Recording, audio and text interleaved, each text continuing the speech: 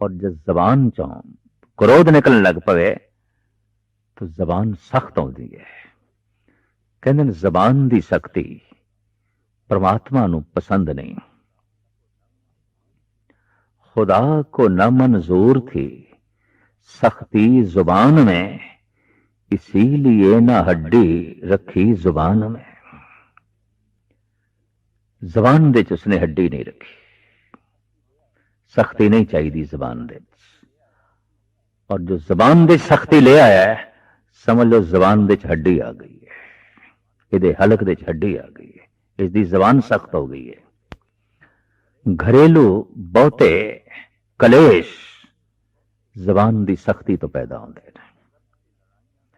बहुत सारे संघर्ष ते लड़ाइयां दा कारण मनुख दियां अखां नहीं ने, मनुख दे कन नहीं ने, मनुख दी नासका नहीं है, मनुख दे हथ पैर भी नहीं, मनुख दी जबान है। अगर कल कलेश दा मूल केंद्र लभांगे किस कारण करके होया है, तो इस जबान ही मिलेगी। क्रोध कटोरी मोह भरी पिलावा अहंकार। पिलावा कौन है, साकी कौन है? अहंकार, पेश करने वाला अहंकार। मैं हां, मैं हां, मैं हां। जितना अहंकारी मनुख होवेगा उतना क्रोधी होवेगा, जितना अहंकारी मनुख होवेगा उतना ही कामी होवेगा।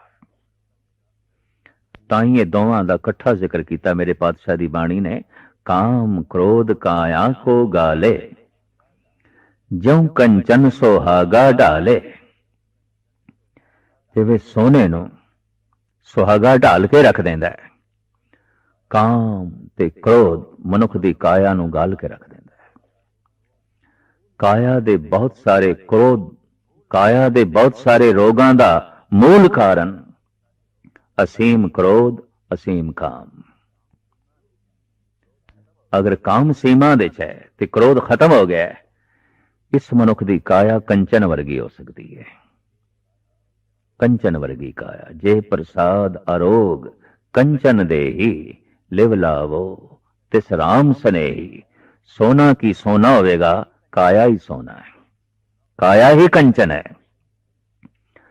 पर काया नू कंचन बनाना किसे किसे नू आंदा है, काया नू लोहा बना के और जंगाल ला देना इस सब नू आंदा है। और गुरु नानक ने इसका बड़ा जिक्र किया।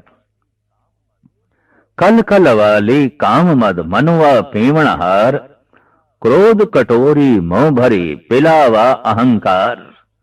मजलिस भी चाहिए, शराब कली किवें पी है, कोई महफिल, कोई साथी।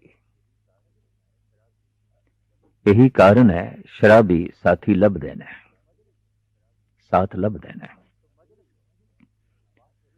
तो मजलिस वास्तविक केड़ी है?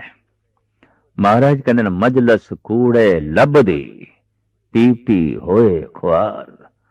झूठे लोभ दी महफिल। झूठ क्यों कह देता? लोभी झूठा ही होता है। झूठ क्यों कह देता? जीवन सीमा दे है, लोभ असीम है। कितना जीवेगा? 100 साल, चलो 150 साल तक जी रहेगा। जीवन की सीमा है, मनुख दे लोभ की सीमा नहीं है। अज तक किसी भी पैमाने नाल मनुख दा लोभ नापिया नहीं गया। यह गल वखरी है, हिमालय की बुलंदी नाप ली गई है,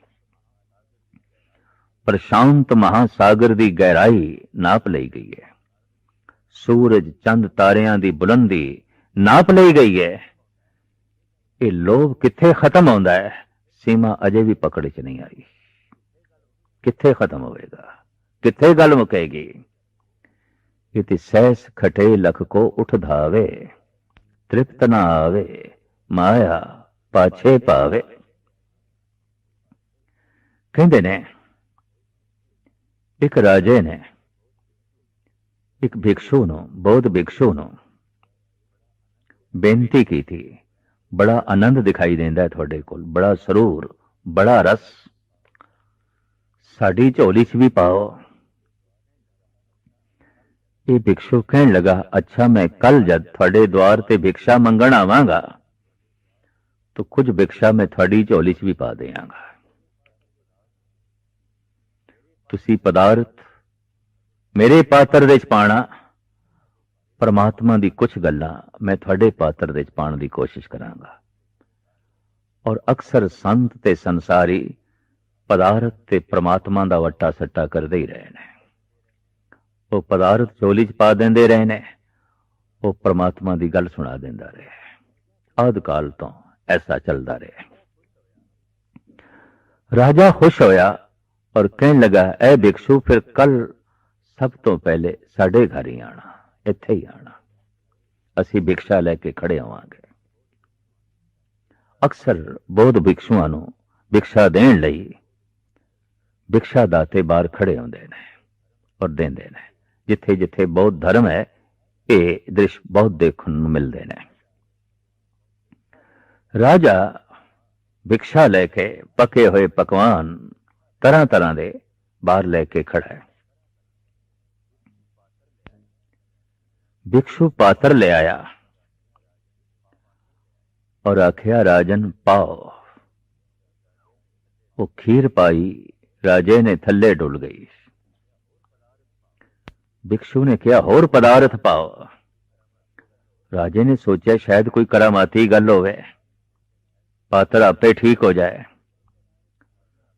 तो फिर हलवा पाया, पूड़ियां पाइयां, थल्ले डिग गईयां। होर पदार्थ पाओ। तरह तरह दे बने हुए होर पकवान उस पात्र दे च पाए, पकवान थल्ले बिखरदे गए, गिरदे गए। भिक्षु दा पात्र अगे है। राजा कहंदा है, ऐ भिक्षु तुसी भिक्षा मंगण ते आ गए और राज द्वार ते आए, पर कम से कम अपना भिक्षा पात्र ते वेख लेंदे।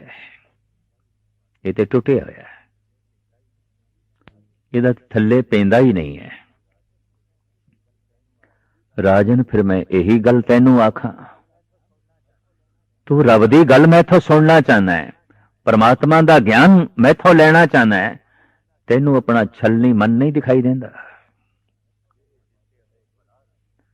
तेरे दिते हुए पदार्थ मेरे पात्र तो डुल गए, मेरा दिता होया परमात्मा दा ज्ञान भी तेरे पात्र तो डुल जाएगा।